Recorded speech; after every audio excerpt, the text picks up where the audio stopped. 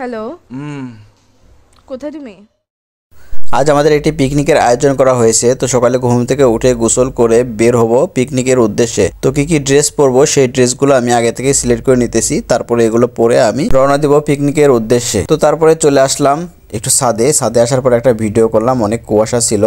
তারপরে রাস্তায় আসলাম, রাস্তায় এসে কোনো রিক্সা পাইছিলাম না, একটু দাঁড়ানোর পরে একটা রিক্সা পাইলাম, রিক্সা নিয়ে চলে আসলাম স্ট্যান্ডে আসার পরে গাড়ি আসে না, আধা ঘন্টা ওয়েট করার পরে চলে আসলো গাড়ি। এবার আমি গাড়িতে উঠবো, আমার জন্য একটা সিট রাখছে। আসার সাথে সাথে আমাকে সবাই ওয়েলকাম জানালো, তারপরে আমার জন্য একজন সিট রাখছে, সেই সিটে বসে আমরা চলে যাচ্ছি পিকনিক স্পট থেকে নেমেই আমরা সবাই একটু আনন্দ করলাম, উল্লাস করলাম, সবাই মিলে একটু হাসি ঠাট্টা করলাম। এই ছিল আমাদের পিকনিক স্পটের ভিতরে চলে আসলাম, দেখলাম এখানে অনেক কুয়াশা আর অনেক দূর দূরান্ত থেকে লোক আসছে, তারা আলাদা একটা সাইটে দেখতেছে। পিকনিকের স্পটটা অনেক সুন্দর লাগছে। তো এখানে পাশে ছিল চিড়িয়াখানা, ছোট একটি মিনি চিড়িয়াখানা। এখানে সকালবেলা কুয়াশা, অনেক কাপড়ও ছিল।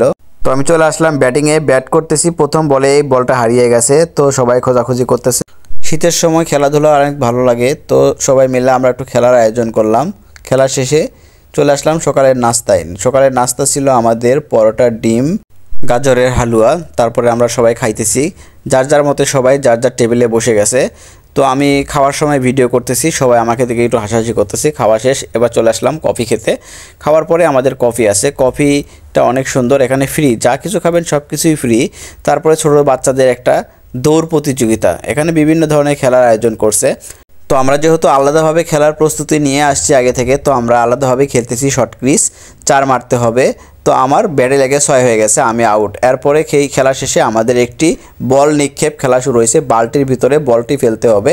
এই প্ল্যানিংগুলো আমাদের স্যারের অনেক সুন্দর সুন্দর প্ল্যানিং। তিনি অনেক সুন্দর সুন্দর প্ল্যানিংয়ে আমাদেরকে খেলাধুলার সামগ্রী বা আয়োজন করেছেন। পুরোটা খেলায় আপনারা দেখবেন।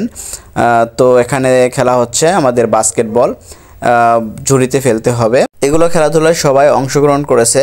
এবার আমার বস এবার ফেলাবে, দেখা যাক কি করে। না, পারলো না। এবার আসছে আমাদের স্যার ফেলানোর জন্য চেষ্টা করছে কিন্তু পারে না। তো এই খেলা শেষ, তারপরে শুরু হয়ে গেছে আমাদের বেলুন ফাটানো প্রতিযোগিতা। নিজের বেলুনটা সেভ রেখে অন্যের বেলুন ফাটাতে হবে।